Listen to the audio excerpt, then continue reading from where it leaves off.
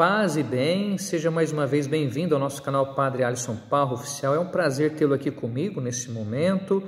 Nós juntos, por mais ou menos 20 minutos, faremos a nossa reflexão conjunta sobre o Evangelho Dominical. E é sempre importante que você leia o Evangelho, ele sempre fica aqui na descrição, que você possa fazer a sua reflexão pessoal, aplicando o Evangelho, um pouco da nossa reflexão para a sua vida familiar, para a sua vida em comunidade, uma vez que não só de pão vive o homem, mas de toda a palavra que sai da boca de Deus. A palavra de Deus, quando ela é o nosso pão, o nosso alimento diário, ela é instrumento que nos capacita a enfrentar as tentações e o maligno no dia a dia da nossa existência. Já que ser cristão é combater o bom combate e nós somos chamados a não cair, mas a vencer sempre com Jesus. Se é a primeira vez que você está vindo aqui, faça sua inscrição, indique o nosso canal para outros católicos que, como você, desejam conhecer a palavra de Deus mais profundamente, talvez não tenha essa oportunidade na comunidade paroquial, indique para ministros da palavra, da Eucaristia, coordenadores de ciclos bíblicos. Nós fazemos sempre uma reflexão, não numa linguagem difícil, mas uma linguagem catequética, para que todas as pessoas possam fazer da palavra de Deus o alimento do dia a dia da vida. E se for isso, nós nos alegramos muito por poder ajudá-lo nessa sua caminhada de fé. Não deixe também de deixar aí aqui nos comentários de onde você é, de onde você tem acompanhado, o que você faz na comunidade cristã, porque isso aqui também nos ajuda a melhorar o nosso discurso, a sempre crescer nessa nossa experiência aqui por meio das redes sociais. Nós começamos a quaresma na quarta-feira de cinzas e agora nós estamos no primeiro domingo desse tempo forte de interiorização, de olhar para o dia a dia da nossa história, no nosso relacionamento com Deus e com os outros e conosco mesmos. Sempre no primeiro domingo da quaresma, a liturgia nos apresenta no Evangelho a cena da tentação de Jesus. No segundo domingo da quaresma sempre será a cena da transfiguração do Senhor.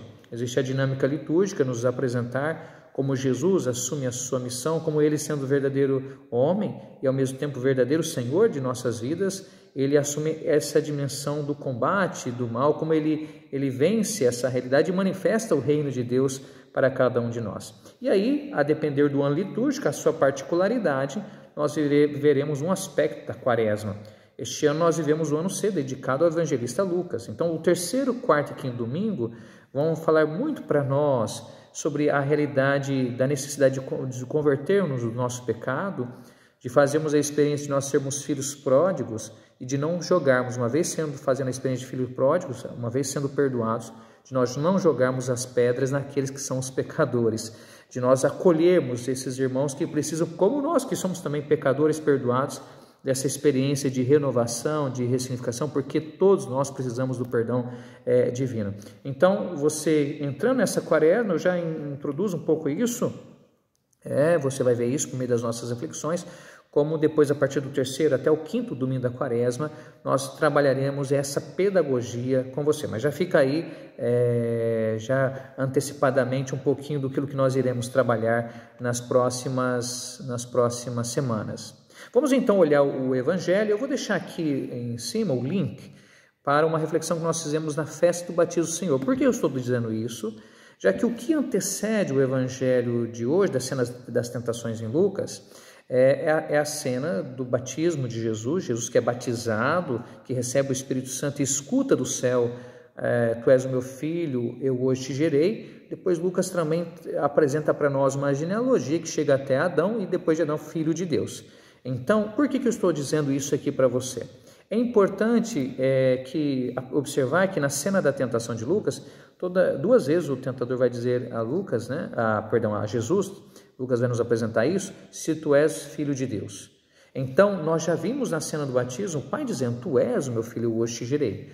E na genealogia que antecede, de fato, o nosso texto, chegando até filho de Adão, filho de Deus, sabemos que Jesus é de fato filho de Deus. Na cena do batismo, nós vemos que ele recebeu o Espírito Santo. Então, perceberemos como que é a ação da tentação, como que a tentação ela manipula a linguagem para nos fazer esquecer da nossa condição de quem nós somos. Isso foi proposto a Jesus, mas pode ser proposto a cada um de nós. E depois da cena da tentação é quando Jesus inicia a sua missão e depois ele vai até a sinagoga em Nazaré, sua terra, onde ele viveu, né, com seus conterrâneos, e lá ele vai falar que o Espírito do Senhor está sobre mim. Então, é um contexto aqui literário dos nossos textos bíblicos em que o papel do Espírito é muito importante. Então, fica aí a dica, se você quiser se aprofundar, fica a reflexão para você.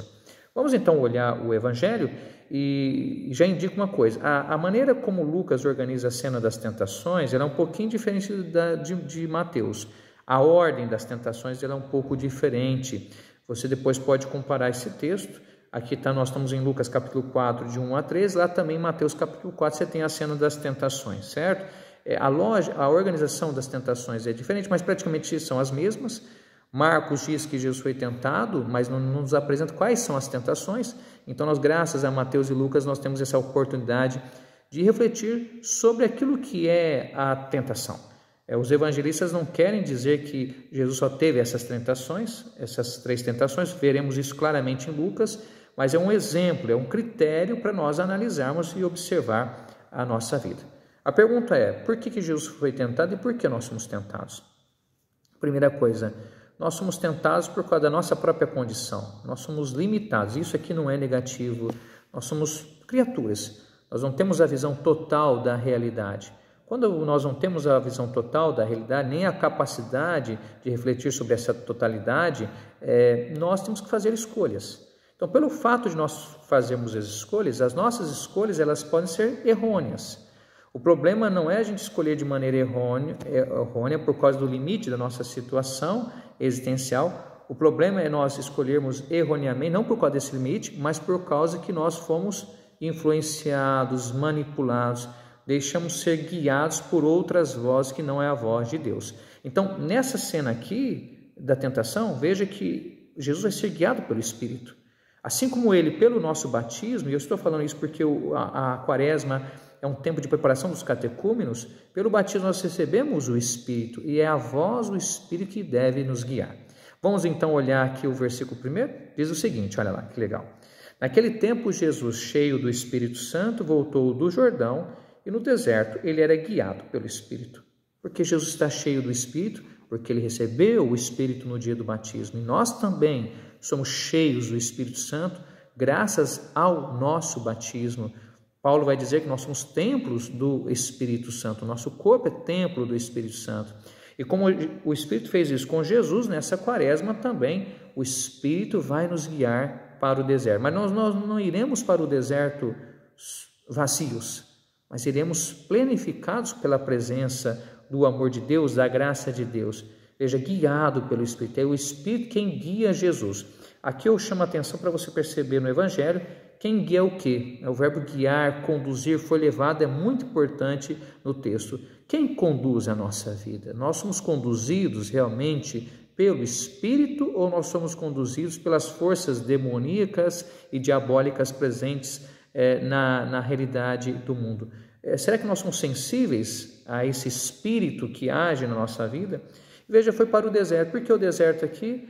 O deserto tem toda a simbologia bíblica do Antigo Testamento, inclusive a primeira leitura vai falar sobre esse período em que o povo passou pelo deserto, fez a experiência da libertação do êxodo até chegar à terra da promessa, e o povo de Deus que louva e agradece com os frutos da terra, adorando o Senhor, professando a fé que Deus jamais desamparou o povo no período que ele esteve no deserto. O deserto, simbolicamente falando, é um lugar de silêncio, é um lugar em que o homem se confronta consigo mesmo, é um lugar da necessidade, em que a luta pela sobrevivência é uma realidade presente nesse lugar. Então a quaresma nos convida a ir para esse lugar desse silêncio místico, simbólico, para nós escutarmos a voz de Deus em nós. O homem hoje pode fugir de si mesmo, por meio da sua ansiedade, por meio do seu trabalho, da sua correria. Hoje as pessoas têm dificuldade de fazer o silêncio. Mas por quê? Você tem dificuldade de fazer silêncio?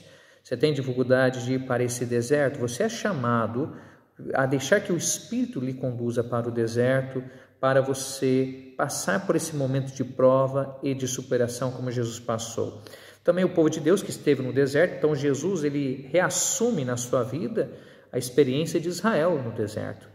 Veja, o Israel que ficou 40 anos no deserto e que viveu momentos de obediência, mas também de desobediência ao Senhor. Será que o Senhor vai ser igual? Claro que não. A gente vai ver que Jesus vai conseguir se manter obediente ao Pai em tudo. Não cairá no pecado da desobediência, como a tentação sugere ao Senhor. Depois, outra coisa. Moisés também jejuou durante 40 dias e 40 noites, Êxodo capítulo 34, antes de escrever novamente a tábua da aliança. Assim como Moisés, também Jesus viverá a mesma coisa. Elias, durante 40 dias também foi para o deserto e lá fez a experiência de um Deus que se manifesta de uma maneira suave e de uma maneira plena de mansidão. Então, veja que Moisés e Elias vão aparecer depois, semana que vem. Guarde essa informação aí para você. O versículo 2 vai dizer que ali foi tentado pelo diabo durante 40 dias, já falei um pouquinho dessa simbologia, esse período de prova, de período completo. Não comeu nada naqueles dias, depois sentiu fome. Na verdade, na lógica de Lucas, se a gente for ler bem o Evangelho mesmo, na origem do texto, Jesus vai ser tentado no período final desses 40 dias, né? Nesse momento que Jesus estava mais fraco. Quer dizer, no início, às vezes, a gente vai na luta contra o mal, nós estamos fortes, nós estamos conscientes, mas conforme o tempo vai passando, nós podemos abaixar a nossa guarda. O cristão tem que vigiar, o cristão tem que estar atento, porque nós temos nossos limites, as nossas fraquezas, todos nós somos sujeitos a ter momentos de fragilidade. E a tentação se manifesta no momento da nossa fragilidade. E aqui você tem que se perguntar qual que seria a sua fragilidade maior. Hoje, a tua fragilidade ela se manifesta como? Então, a gente tem que ter consciência de quais são as nossas fragilidades. Então, não basta apenas você ir à igreja, não basta apenas você ir à missa, se você não trilha um processo de autoconhecimento, de descoberta de si mesmo, de um processo de humanização em Cristo Jesus. Vamos continuar então? O texto é muito denso, veja, na Quaresma a gente dá para fazer várias reflexões mais espirituais. E depois o versículo 3 diz o seguinte: o diabo disse então a Jesus, na tradução litúrgica: se és filho de Deus, manda que esta pedra se mude em pão. Jesus respondeu: a Escritura diz, não só de pão vive o homem. A primeira tentação aqui. Veja que as três tentações, claro, as tentações estão dizendo, do ponto de vista bíblico, que tipo de Messias o Senhor vai ser. Mas do ponto de vista, trazendo para a nossa espiritualidade, nós podemos ver nessas tentações, fazer uma interpretação mais espiritualizada aqui, espiritual, que elas vão trabalhar a nossa relação com o mundo, né, com os bens materiais, a nossa relação com os outros e a nossa relação com o próprio Deus. Então, essa primeira tentação trabalha a nossa relação com as coisas. Ou seja, Jesus, nesse momento em que ele passa fome, né, porque ele está fazendo jejum, veja, o jejum é uma das obras de misericórdia, o jejum era incentivado pela tradição judaica, inclusive nós vimos isso na quarta-feira de cinzas, como uma maneira do homem submeter tudo a Deus, não estar dependente das realidades do mundo, não porque as coisas do mundo não são boas, mas dar-lhes o seu devido valor. Ou seja, qual que é a nossa relação aqui com os bens materiais? A missão de Jesus, ela vai ser para matar a fome das pessoas? Para se aplicar somente a essas questões do âmbito do aqui e agora? Qual que é a finalidade da missão de Jesus? O que se coloca em causa aqui é isso. Jesus, você veio ser Messias para quê? Apenas para matar a fome das pessoas, fome de pão? Ou para matar uma outra fome? Isso não quer dizer que a gente não deva fazer caridade, hein? Porque isso é uma das práticas da Quaresma, mas veja, qual que é o fundamento da missão de Jesus? Infelizmente, nós podemos trazer isso hoje, muitas pessoas reduzem a vida ao comer, ao beber. É o nível mais baixo da existência humana, reduzir a existência humana somente às questões biológicas de sobrevivência. Quer dizer, a vida é só comer, é só beber, é só sexo, quer dizer, a vida não tem nada além disso. Quer dizer, nós nesse sentido nos assemelharemos muito aos animais que vivem de uma maneira só a satisfazer os seus instintos. O homem é mais do que isso. Então, a primeira tentação mais básica que muitos caem, essa é a realidade. Outros querem somente acumular dinheiro, prosperar, para ter força, para ter respeito social por meio do dinheiro. Será que nós conseguimos vencer essa tentação nos dias de hoje, em que as pessoas elas fazem de tudo, enganam, manipulam para ter cada vez mais o pão necessário, para transformar a pedra em pão? Quer dizer, Jesus, use então o seu poder para transformar essa pedra em pão. Se é filho de Deus, mas nós já sabemos pelo contexto que ele é filho de Deus. Veja a enganação da tentação. A tentação ela quer fazer com que a gente se esqueça de quem nós somos realmente, da nossa condição de batizados, de filhos de Deus. Nós não é uma hipótese essa, nós somos filhos de Deus. Jesus ele é filho de Deus, mas a tentação é sempre usando a linguagem numa maneira de manipular, de fazer com que a gente rompa a nossa amizade com o Senhor. Jesus não entra nessa lógica. Ele diz, não só de pão vive o homem. Isso está lá no livro do Deuteronômio, entre os capítulos 6 e 8. Quer dizer, a vida do homem não se resume só a bens materiais, a só comer. O dinheiro é importante, os bens materiais são importantes, mas não é o fundamento da vida. A vida não se reduz a seus instintos, porque o homem, como filho de Deus, tem consciência do amor de Deus por ele. Você tem realmente essa consciência da igreja? Vamos continuar então, gente? A gente vai chegar talvez uns 25 minutos aí, mas a gente está num retiro espiritual, vamos viver esse retiro de maneira profunda. O diabo levou Jesus para o alto, veja, olha como agora que entra de fato levar novamente, agora já nessa primeira tentação, veja, Jesus foi conduzido pelo Espírito e ali venceu essa prova de reduzir a sua missão a bens materiais, a saciar a fome, os interesses materiais da multidão, mas agora é o diabo que leva Jesus para o alto, mostrou-lhe por um instante todos os reinos do mundo e lhe disse, eu te darei todo este poder, toda a sua glória, porque tudo isso foi entregue a mim e posso dá-la a quem eu quiser. Portanto, se te prostrares diante de mim em adoração, tudo isso será teu. Veja, é interessante essa tentação. Se a primeira é a nossa relação com os bens materiais, essa segunda tentação em relação aos outros. Esse poder, essa glória que o diabo promete a Jesus, é a glória o poder. O que é o poder? É você submeter os outros à sua vontade. O que é essa glória? É você ser louvado pelos outros pelo seu poder. A grande tentação do homem egoísta é se achar-se próprio Deus. É romper a relação com as pessoas. Essa foi o pecado das origens, romper a relação com os outros. Quer dizer, a lógica de Cristo não é fazer com que as pessoas o sirvam. A lógica de Cristo vai ser o contrário. Ele, sendo mestre, Senhor, vai servir a humanidade por meio da paixão, por meio da morte e de cruz.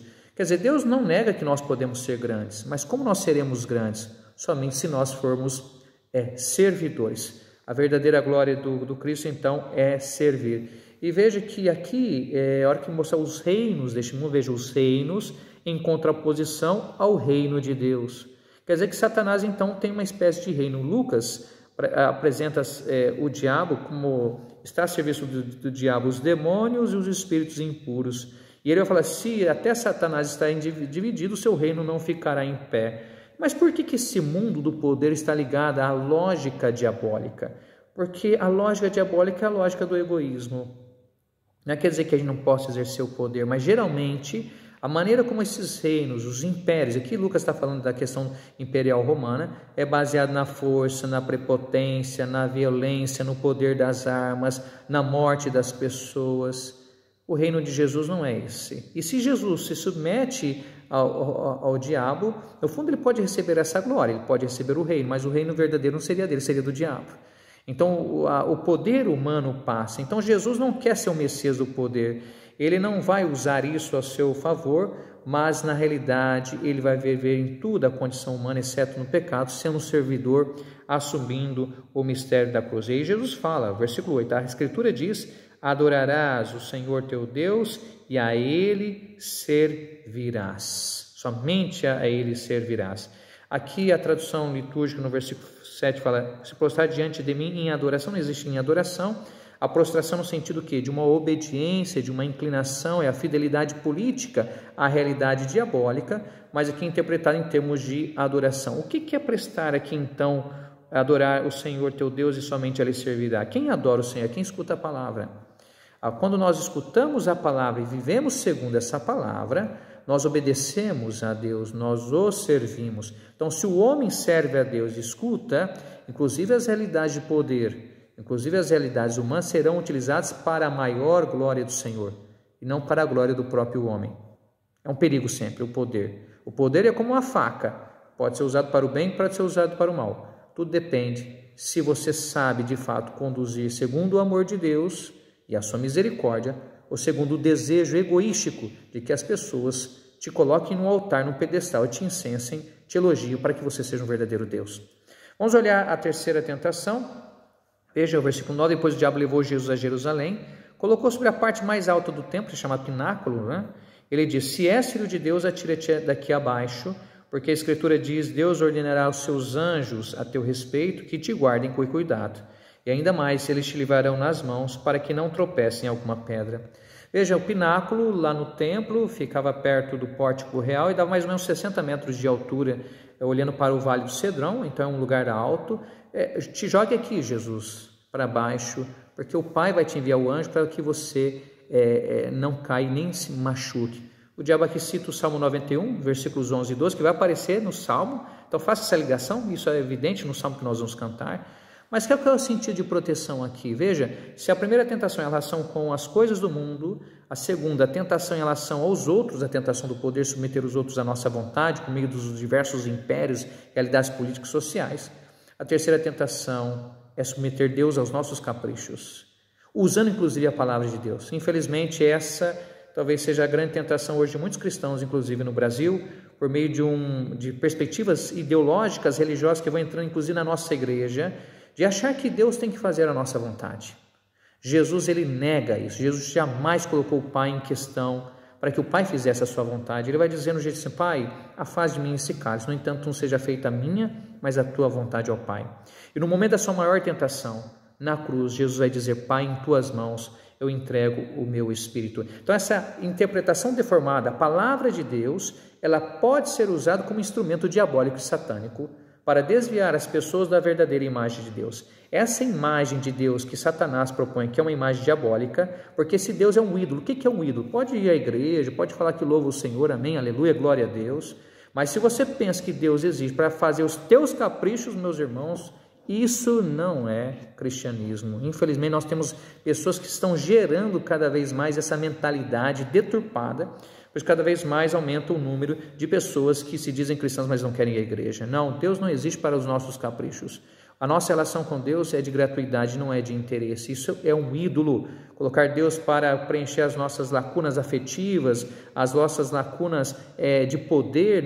Que Deus é esse? Então veja, vencer essa tentação aqui é fundamental. Abandonar-nos nas mãos de Deus. Jesus não quer fazer do Pai. Ele sabe que o fato de ele ser filho de Deus não quer dizer que ele possa fazer com que o Pai lhe faça a sua vontade, mas é o contrário, ele que vai fazer a vontade do Pai. E veja que então, citando o Salmo 91, os versículos 11 e 12, de maneira manipulada, olha que Jesus responde, vamos chegar no final, vamos chegar a 25 minutos, muito bonito. Jesus, porém, respondeu: a Escritura diz: não tentarás o Senhor teu Deus. Quer dizer, não submeterás Deus à prova. Jesus está sendo submetendo à prova agora por Satanás. Ele falou: eu não vou fazer a mesma coisa com o Pai, porque eu vim para servir o Pai, cumprir a sua vontade. E veja, Jesus enfrenta Satanás por meio da palavra, mas pleno do Espírito Santo. São esses dois instrumentos. Você tem que ser pleno do Espírito Santo e, conhecendo a palavra, terá força para enfrentar a realidade diabólica. Veja o versículo 13: terminada toda a tentação, o diabo afastou-se de Jesus para retornar no tempo oportuno. Terminar toda a tentação, ou todo tipo de tentação, vai retornar no tempo oportuno, quando em Lucas 22, no relato da paixão, quando, agindo em Judas, Jesus vai ser traído. Vai voltar a tentação. Veja, então, isso aqui se torna uma parábola, um exemplo de como são as realidades de todas as tentações da nossa vida. A tentação é para fazer com que a gente se esqueça da nossa condição de filho de Deus, da maneira como Deus nos ama e quem de fato é Deus, para que nós possamos subverter ou entender ou manipular a nossa relação com os bens deste mundo, a nossa relação com os outros, a nossa relação com o próprio Deus. Nós podemos vencer isso somente por meio da fé em Jesus. Aí a gente tem a segunda leitura que mostra exatamente: se confessares com a tua boca. A fé que leva à verdadeira adoração, isso aparece na primeira leitura, aparece no Salmo, aparece aqui, aparece na segunda leitura, é uma fé que nos dá liberdade para que Deus esteja no centro. O verdadeiro culto que agrada a Deus, a verdadeira religião que agrada a Deus, é quando o homem de fato reconhece quem é Deus na sua grandeza, ou seja, que um Deus que quer que a gente de fato viva a fraternidade uns para com os outros. Olha, leva isso aqui para a sua vida. Quais são as suas tentações? Ser tentado ainda não é pecado. Jesus foi tentado, mas não pecou. A gente vai ter diversas sugestões, pessoas que vão chegar até nós, pode ser pessoas que vão ser instrumentos de tentação na nossa vida, situações. Então a gente tem que ser muito vigilante, a gente tem que sempre olhar para nós, fazer uma retomada, porque senão a gente pode cair facilmente naquilo que Paulo diz: é a carne, é o homem egoísta, querendo que tudo seja feito segundo a nossa vontade e não segundo a vontade do Senhor. Então, Quaresma é para isso, para que você cresça e faça a vontade do Senhor. Quais são as tentações hoje da igreja, não é? A tentação das nossas famílias, a minha tentação como sacerdote. Veja, a gente tem um grande combate a ser realizado, mas nós o faremos com a graça de Deus para nós sermos pessoas melhores, cada vez mais parecidas com Jesus.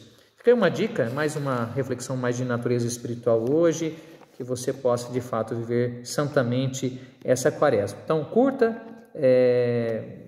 indique o nosso canal para outras pessoas. Vamos evangelizar mais católicos que, conhecendo a palavra de Deus e cheios do Espírito Santo, não se esqueçam de que pelo batismo nós somos filhos de Deus. E isso, nenhuma tentação, nenhum diabo, que é o divisor, que divide, pode nos tirar, se amarmos a Deus e formos fiéis à sua palavra. Por isso, não só de pão vive o homem, mas de toda a palavra que sai da boca do Senhor.